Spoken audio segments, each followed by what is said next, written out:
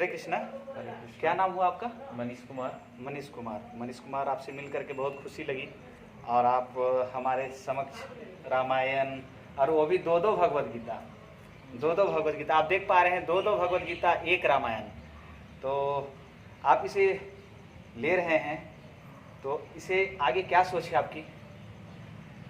इससे ये है कि मतलब हम बचपन से देखते आ रहे हैं। अच्छा कि हाँ, राम भगवान है, श्री कृष्ण है, लेकिन उनका वास्तविक जीवन का क्या है वो मालूम नहीं। अच्छा, आप देख सकते हैं इन्होंने एक बहुत ही अच्छा बात हमें बताया कि ये बचपन से सुनते आ रहे हैं, भगवान रामचंद्र हैं, भगवान कृष्ण हैं, मगर वास्तविकता का ज्ञान इनमें नहीं है। आपने सही कहा। और बताइए, कुछ हमें जानकारी दीजिए। तो मुझे शुरू से ही बहुत जिज्ञासा थी कि मेरे पास एक रामायण होता और श्रीमद् भगवद गीता होता कि उससे हम जानकारी प्राप्त कर सकते हैं कि क्या क्या है, क्या वास्तविक जीवन। सबसे सुने हैं कि भगवद गीता पढ़ने के बाद पता चलता है कि हाँ, वास्तविक जीवन क्या है।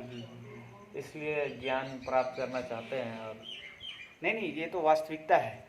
तो आज समाज में क्या है, आप लोगों को भी मैं बताना चाह रहा हूँ, समाज में क्या है, एक प्रोपेगेंडा चला हुआ है कि शास्त्रों का ज्ञान अक्षुण्ण रहे, दूर रहे सनातन धर्मियों से, जो सदियों वैदिक काल से चला आ रहा है।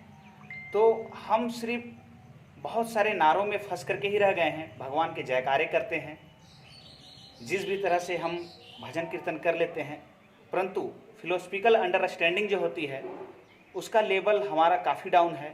हम अपने बच्चे को ये ज्ञान नहीं दे पा रहे हैं। तो इस तरह से युवा पीढ़ी से निकल करके जो लोग आ रहे हैं और ज्ञान पाने की चाह रख रहे हैं, तो सही मायने में ये हमारे समाज के लिए बहुत ही लाभकारी सिद्ध होने वाला है। इस तरह से हम एक अच्छे माहौल को क्रिएट कर समाज में भगवान राम के जयकारे, जिसे हम लोग बोलते हैं जय श्री राम, हरे कृष्ण हरे राम, तो इसको व्यवहारिक रूप में स्थापित कर सकते हैं, जन चेतना में फैला सकते हैं।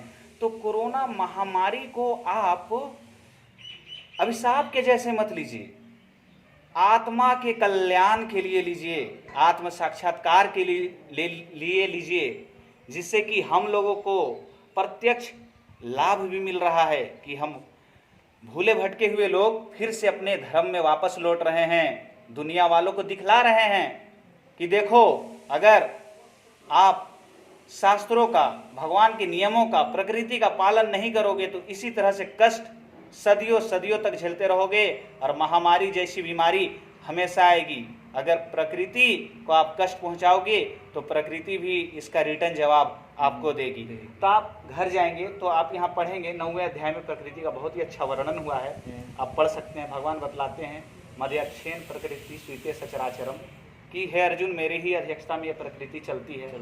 तो हमें अपने ज्ञान को बढ़ाना होगा, इंद्रियों का संयम करना होगा, और उसके साथ साथ ही हम संपूर्ण ये रहस्य को समझ सकते हैं। बहुत बहुत धन्यवाद आपका। मैं धन्यवाद देना चाहूँगा कि आपने ये ग्रंथ लिया, आप ले सकते हैं। हरे कृष्णा। हरे कृष्ण। हरे कृष्ण हरे कृष्ण कृष्ण हरे हरे।